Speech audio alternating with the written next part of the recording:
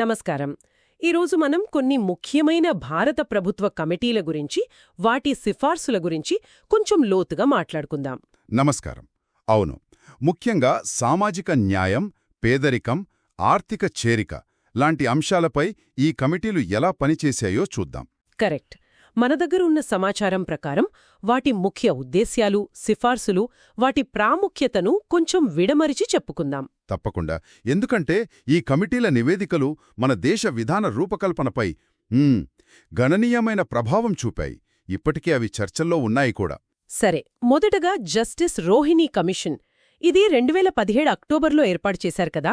దీని వెనుకున్న ప్రధాన ఉద్దేశమేంటసలు? ప్రధానంగా ఇతర వెనుకబడిన తరగతులకు అంటే ఓబీసీలకు కేటాయించిన 27% రిజర్వేషన్లున్నాయి కదా. అవును. ఆ ప్రయోజనాలు ఆ వర్గాల్లోని అందరికీ సమానంగా చేరడం లేదనే ఒక ఆందోళన దీనికి మూలమన్నమాట. ఓ, అంటే అందరికీ అందట్లేదా? అవును, కొన్ని కులాలు అంటే కొంచెం బలంగా ఉన్న ఓబీసీ కులాలు ఎక్కువ వాటా పొందుతుంటే అదే కేటగిరీలో ఉన్న చాలా వెనుకబడిన కులాలకు అస్సలు ప్రయోజనాలు అందట్లేదని గుర్తించారు. అంటే ఆ 27% లోపలే ఒక అసమానత ఉందంటారా? దాన్ని సరిచేయడానికేనా ఈ కమిషన్? ఖచ్చితంగా అదే ముఖ్య ఉద్దేశ్యం. అందుకే ఓబీసీలను వాళ్ల వెనుకబాటుతనం ఆధారంగా ఒక 4 ఉపవర్గాలుగా విభజించాలని, అంటే అత్యంత వెనుకబడిన, మరింత వెనుకబడిన, ఇలాగన్నమాట. అలాగా? అలా విభజించి ఈ 27% కోటాను ఆయా వర్గాల మధ్య దామాషా ప్రకారం పంచాలని కమిషన్ సూచించినట్లు మీడియాలో వచ్చింది. అంటే కింది స్థాయిలో ఉన్నవారికి కూడా న్యాయం జరగాలని. అర్థమైంది. కానీ ఇది కొంచెం సున్నితమైన విషయం కదా, రాజకీయంగా కూడా. అవును, చాలా సున్నితమైనది. అందుకేనేమో ఆ నివేదిక ఇంకా అధికారికంగా బయటకు రాలేదు. సరే, ఇక సామాజిక న్యాయం నుంచి ఆర్థిక అసమానతల వైపు వస్తే పేదరికాన్ని కొలవడం అనేది ఎప్పుడూ ఒక సవాలే. సురేష్ టెండూల్కర్ కమిటీ 2009 నివేదిక ఈ పద్ధతిని మార్చింది అంటారు కదా. అవునండి, అది చాలా కీలకమైన మార్పు. అంతకుముందు లక్డావాలా ఫార్ములా ఉండేది. అది ముఖ్యంగా క్యాలరీల మీదే దృష్టి పెట్టేది.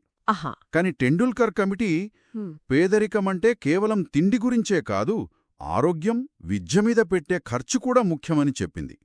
వీటిని కూడా లెక్కలోకి తీసుకుంది.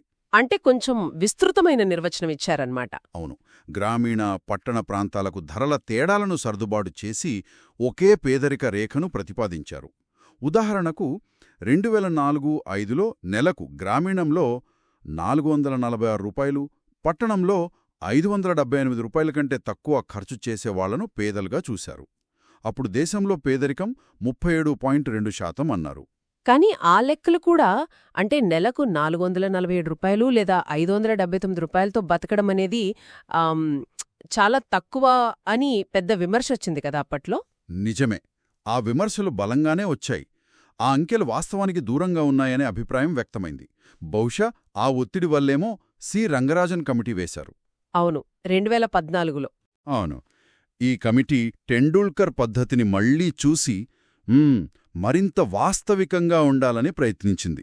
పోషకాహారం, బట్టలు, ఇల్లు, విద్య, ఆరోగ్యం ఇలాంటి కనీస అవసరాలన్నిటినీ పరిగణలోకి తీసుకుంది. అప్పుడు లెక్కలు మారాయా? మారాయి, గణనీయంగా మారాయి. 2011-12 లెక్కల ప్రకారం గ్రామీణ పేదరిక రేఖ నెలకు 972 రూపాయలు, పట్టణాల్లో 1407 రూపాయలుగా నిర్ణయించారు.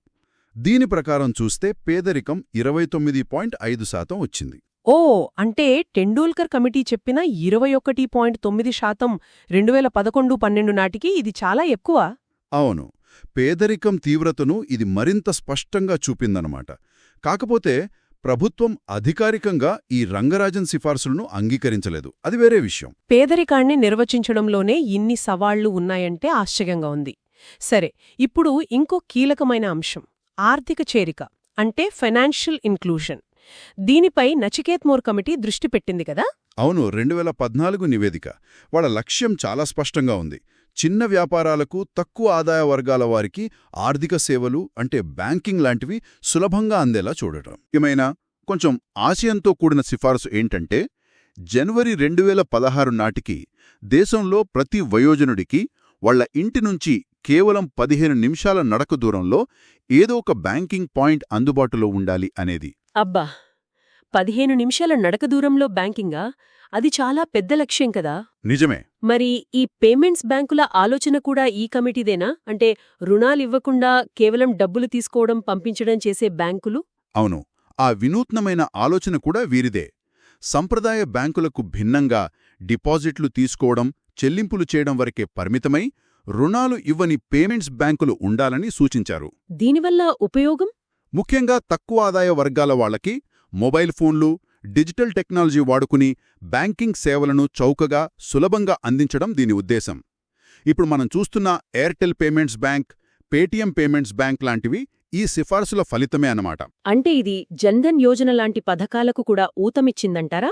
ఖచ్చితంగా.